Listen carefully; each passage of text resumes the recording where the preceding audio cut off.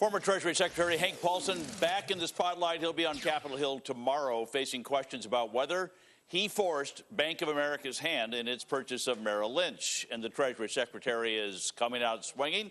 Congressman Darrell, Issa, the ranking minority leader of the Committee on Oversight and Government, is back with us. You've got this to deal with tomorrow. How do you think he's going to be received at the committee? Well, I think he's going to be received somewhat coolly because his testimony has been somewhat leaked. You're probably already aware that he's going to try to thread the needle, saying basically he delivered the words that Bernanke told us were delivered. He delivered them without a specific order from Bernanke, even though the words are consistent with that and consistent with the email from Lacker. But it wasn't an inappropriate threat. You know, for most of us, I think for Chairman Towns and myself, what we're seeing is the hubris of government saying, even though we said we were going to remove you and the board and you're going to be out of here, you're going to lose your jobs, your careers, and your company, it wasn't a threat, an inappropriate threat.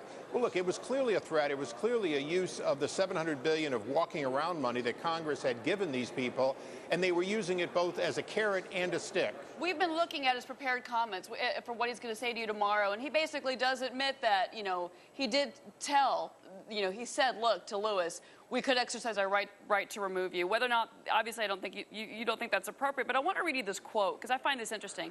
Here's one of the things he's going to say to you tomorrow in his statement.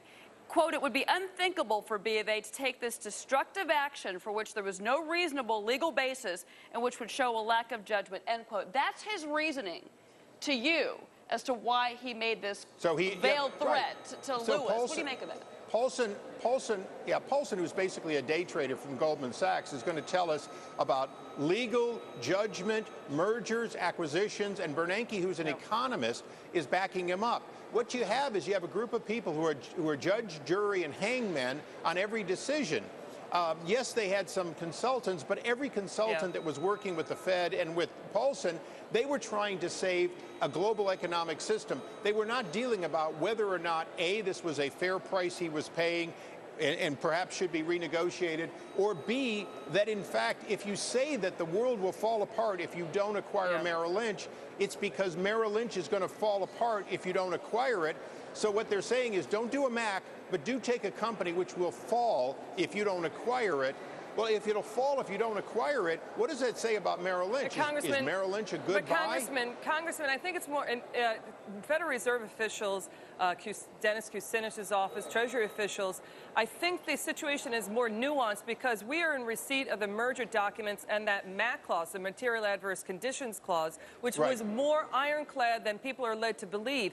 Bank of America's Ken Lewis could not have walked away from the deal with, even in the event of global terrorist act, war, you know, negative marks to Merrill's assets, a drop in Merrill's stock price. So that would have been, I think, a lengthy court battle could have ensued, and it really could have hammered Bank of America's stock price if Ken Lewis tried to invoke the MAC clause and hurt the earnings as well.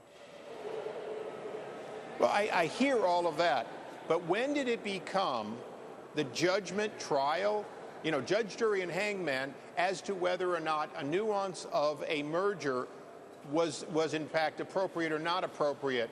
This was a separate transaction. Understand that the Fed had a backup plan to bail out Merrill Lynch, and they had the ability to put money into Merrill Lynch.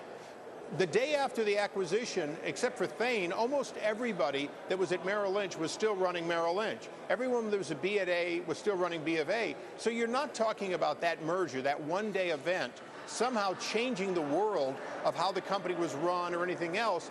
It was purely about money.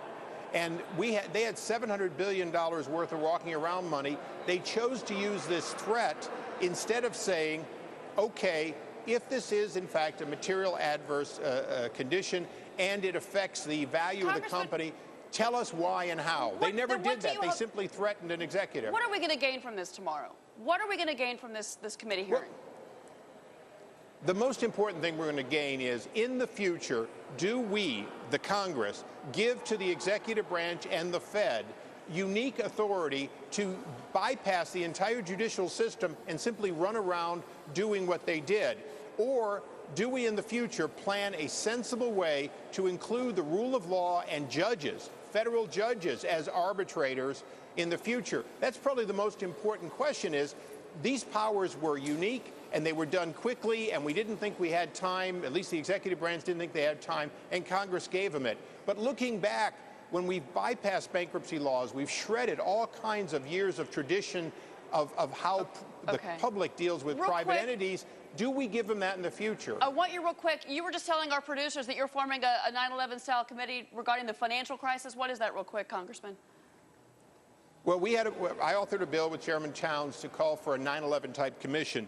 On the Republican side, we are naming Bill Thomas, former chairman of Ways and Means, and Peter Wallison as our reps to that independent bipartisan commission that's been created at our insistence, so that you have an outside entity without current congressmen or current administration people to look at what happened, how it happened, and hopefully, like the 9/11 Commission, make those kinds of recommendations going forward so that we don't simply repeat this or maybe even make it worse by giving powers to the Fed without oversight. All right. Congressman Issa, thank you for getting that in with us, and thank you for speaking to Fox Business. We'll see you on television tomorrow, sir.